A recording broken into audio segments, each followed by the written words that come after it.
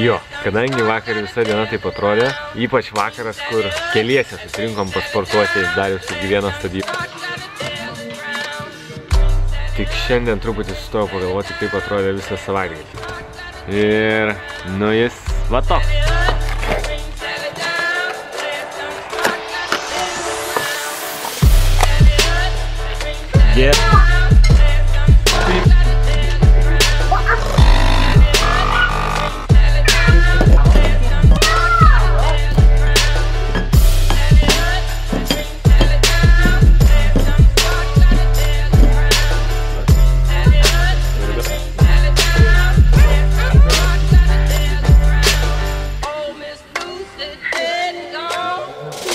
O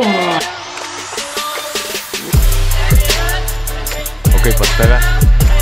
Parašyk man komentarą. Ok.